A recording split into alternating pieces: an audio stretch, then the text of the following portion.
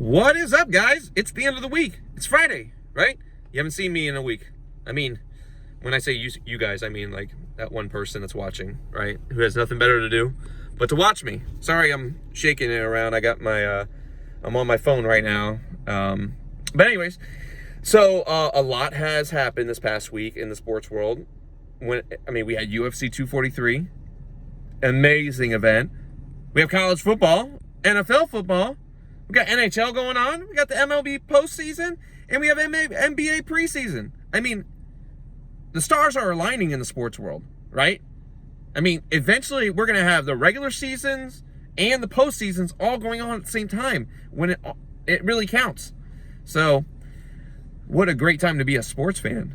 I'm telling you, man. So, let's start with UFC 243.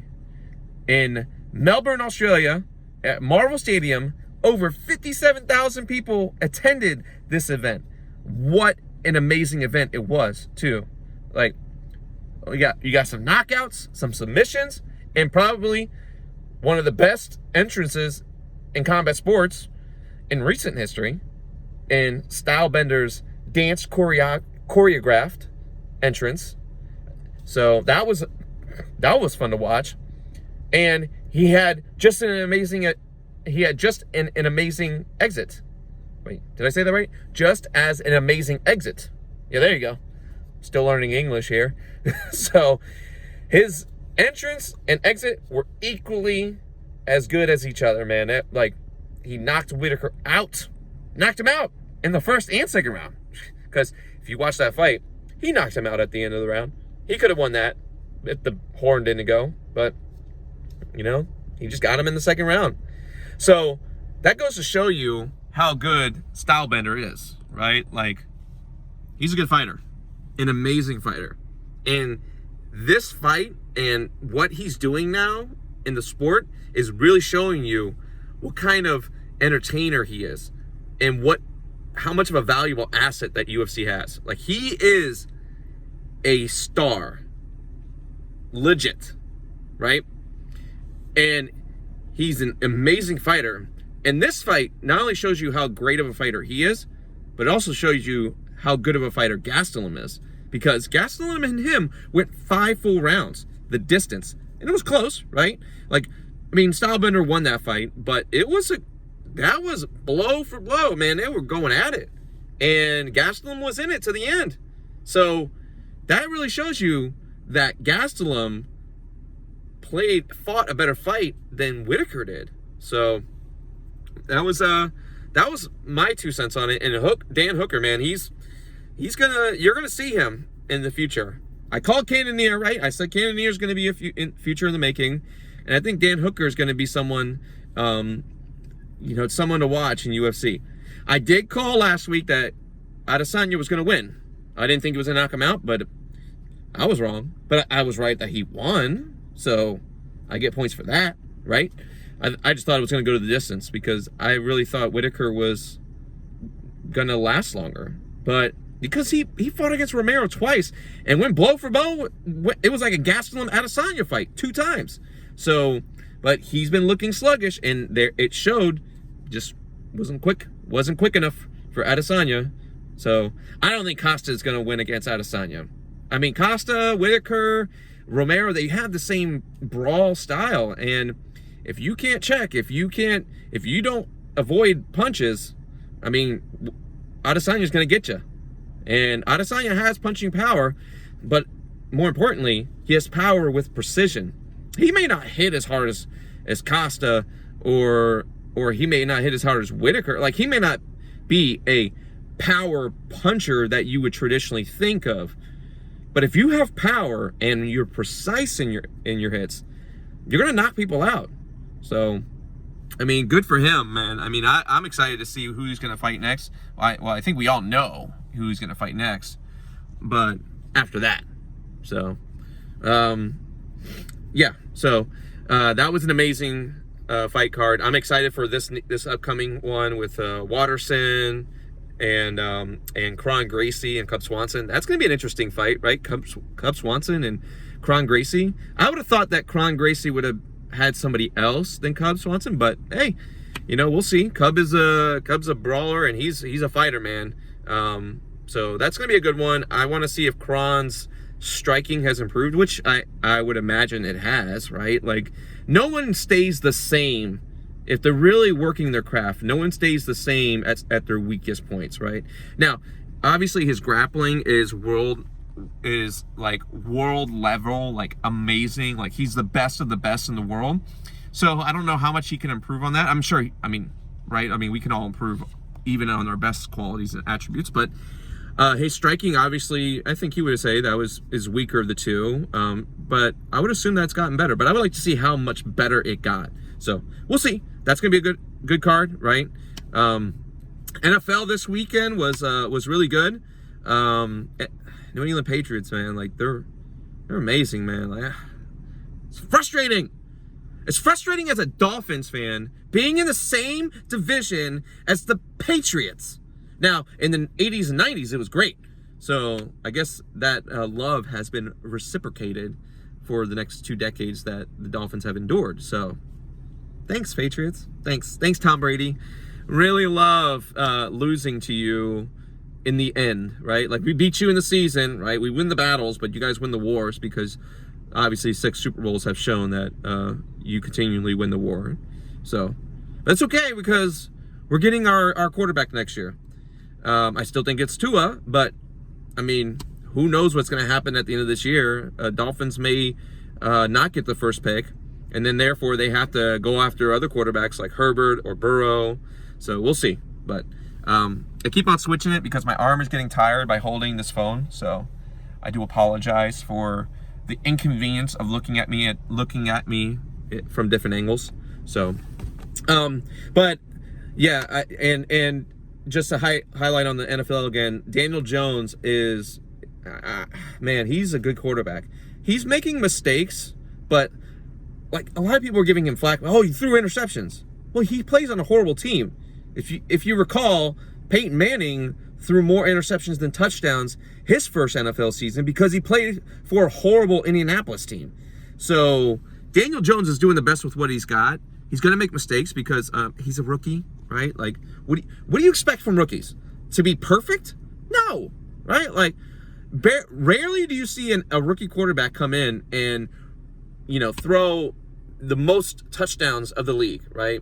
This isn't Patrick Mahomes' second year. Patrick Mahomes was Patrick Mahomes his second year. Not his first, because he didn't play in his first year. His second year. So, relax, all right? Daniel Jones is going to be good.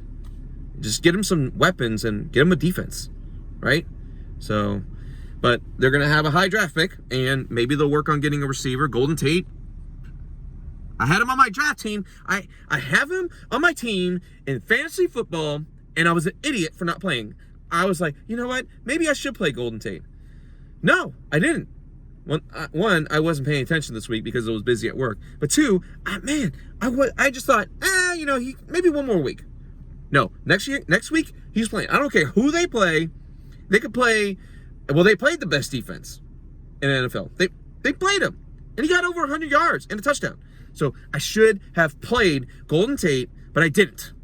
He was my golden ticket. He got me over 20 points on the bench. That's like winning in the preseason. Doesn't matter what they do on the bench. It's what they do in the game. So, college football. I'm going to end with that. College football this week. We're not end with it, but college football this week was good. I don't think I didn't really pay attention too much, but here's what I do know. There's only 4 teams that are going to be in the playoffs, right? Like, that's what we have. But we have a few teams. We have Alabama, Clemson, Ohio State, Oklahoma, Georgia, LSU. Those are the top teams right now that everybody's watching. And here's the deal. Oklahoma, Ohio State, you cannot lose. Because Georgia and LSU, LSU, I don't think is going to get blown out by Alabama. That's going to be a close game. Georgia, when they go to the conference championship, they're not getting blown out. They're either winning or losing a close game. So when those happen, if Ohio State or Oklahoma or both of them lose a game this season, they're done. Dunsky. Finito. That's it. They're out of it. So they can't blow it. The season's on them. If they lose, they have no one else to blame but themselves. So, because LSU, here's what would be funny. LSU beats Alabama in a close game. LSU and Georgia go to the conference championship. And then Georgia beats LSU. And Oklahoma or Ohio State loses. So what do you think's going to happen? Well, Georgia's definitely going. LSU probably would go because they beat the number 1 team. And then they lost the conference championship by this much, right? And you think Alabama would be passed over for a 1-loss Oklahoma or a 1-loss Ohio State when they're a 1-loss Alabama team? No way! No way! That ain't happening. So, what's going to happen? I think what's going to happen this year, this is just my prediction. I'm not a soothsayer, although I did predict Adesanya to win, right?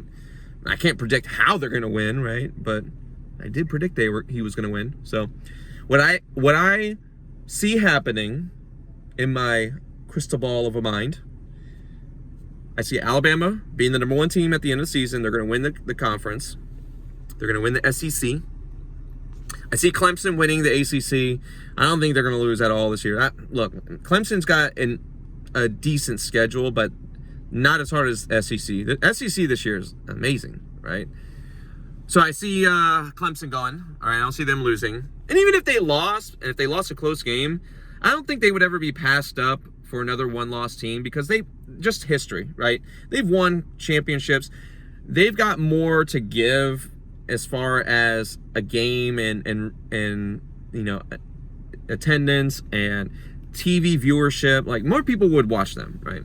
So I think Clemson's going to go.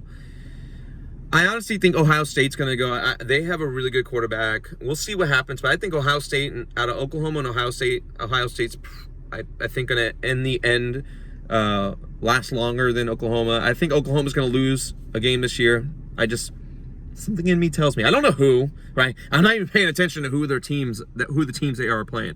I just feel like they're going to lose, right? That's just something in my mind, in my gut, right here, right? My gut is telling me they're going to lose. And I think Georgia is going to go to the SEC championship, and they're going to lose by like 2 points on a field goal, game-winning field goal. They're going to lose by 1 point on a game-winning field goal with 2 seconds left at the 23-yard hash mark on the left side.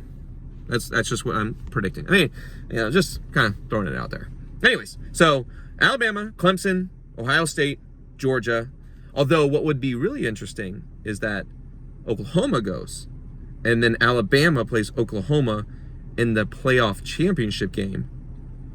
And that would be drama, right? Like, I mean, Clemson, Alabama, right? There's that rivalry going on, so that'd be a good dramatic way. But Oklahoma, they would have to be the number 2 team, I would guess, right? Like they would have to be the number 2 team if Alabama stays number 1 for them to play in the championship game, I think, right? In the comments, put whether or not that's true, if in order for them to play against each other. But it would be interesting because then you have Jalen Hurts, a former Alabama quarterback, playing against Alabama, his former team, and playing for the championship game. That would be some drama, right? So that would be interesting to see what goes on there. And then NBA preseason. My Miami Heat, Jimmy Buckets, and Tyler, I need a hero. I think they're gonna shock a lot of people this year. I think they're gonna be a top 4 Eastern Conference team. Raptors are definitely not gonna be a top 4 team. Say bye to their postseason. Well, maybe they'll be like 8th or 7th. I think Miami Heat's gonna shock a lot of people. I mean, listen, a lot of people don't realize how good Adebayo is. He can run the floor. Jimmy Buckets is gonna get into his groove. Justice Winslow, he's going to learn how to hit his shots. Just working out some kinks. I think Tyler Hero is going to be a really, really surprising player this year. So we'll see. But that boy can hit it from 3. So that's what they needed. And they got a few more 3-point shooters. Leonard, Deion Waiters when, it's his game. And Deion Waiters looks pretty good. Like, he looks like he's ready to go this season. And we'll see what James Johnson does, man. Like, man, he missed weight. And then he said, you go home, work out, come back when you're ready.